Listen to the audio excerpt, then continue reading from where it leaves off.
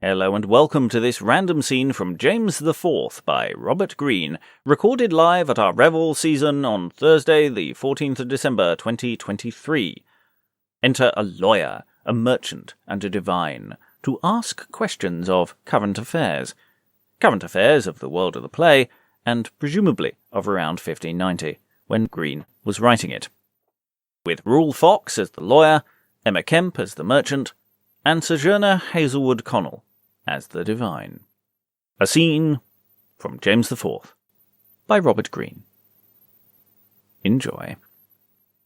My friends, what think you of this present state? Were ever seen such changes in a time? What sees mass lawyer in this state amiss? A resting power that makes a nose of wax, of grounded law, a damned and subtle drift in all estates decline by others' loss, an eager thirst of wealth, forgetting truth. Might I ascend unto the high estates, and by descent discover every crime? My friends, I should lament, and you would grieve to see the hapless ruin of this realm. O lawyer, thou hast curious eyes to pry into the secret maims of their estate. But if thy veil of error were unmasked, thyself should see your sect do maim her most. Are you not those that should maintain the peace, yet only are the patrons of our strife?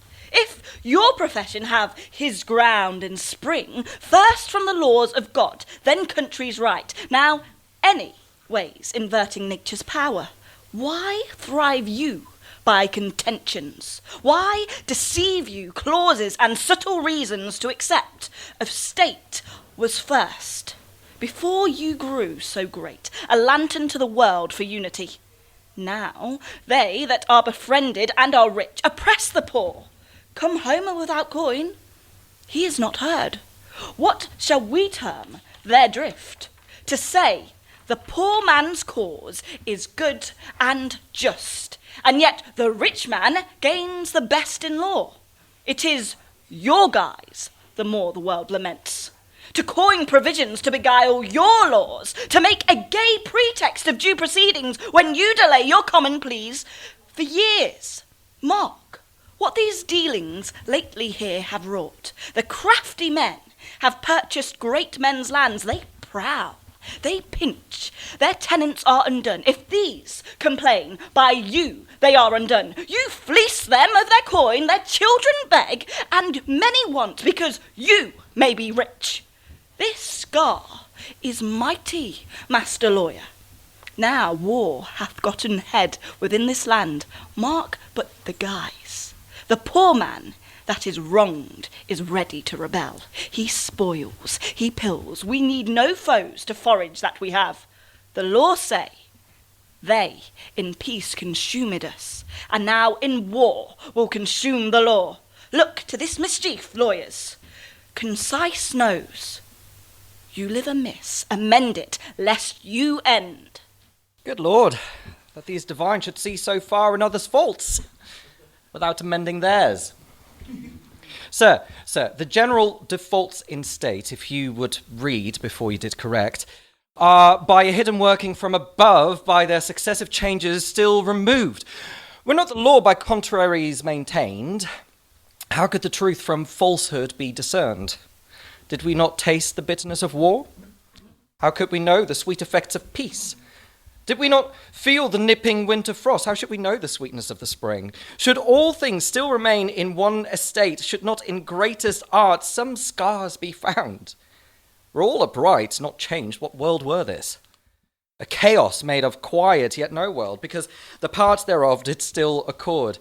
This matter craves a variance, not a speech.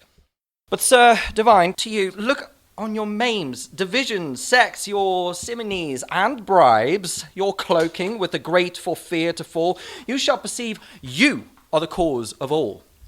Did each man know there was a storm at hand, who would not clothe him well to shun the wet? Did prince and peer, the lawyer and the least, know what were sin without a partial gloss, we'd need no long discovery then of crimes, for each would mend, advised by holy men. Thus I but slightly shadow out your sins. But if they were depainted out of life, alas, we both had wounds enough to heal. None of you both, I see, but are in fault. Thus, simple men, as I, do swallow flies. This grave divine can tell us what to do, but we may say, Physician, mend thyself. This lawyer hath a pregnant wit to talk, but all are words. I see no deeds of worth. Good merchant, lay your fingers on your mouth. Be not a blab, for fear you'll bite yourself. What should I term your state, but even the way to every ruin in this commonweal? You bring us in the means of all excess. You rate it and retail it as you please. You swear, forswear, and all to compass wealth. Your money is your god, your hoard, your heaven. You are the groundwork of contention. First, heedless youth by you is overreached. We are corrupted by your many crowns. The gentlemen whose titles you have bought lose all their father's toil within a day, whilst Hob, your son, and Sib, your child, are gentlefolks, and gentles are beguiled. This makes so many noble minds to stray and take sinister courses in the state.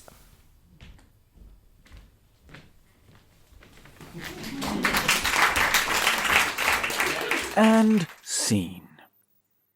If you'd like to delve more into the play, at time of recording we have exploring session read-throughs, and maybe more in the future. We have also exploring sessions on all of the plays of Robert Greene, links in the show description. If you'd like to hear more from this play, become a patron and lobby for a production.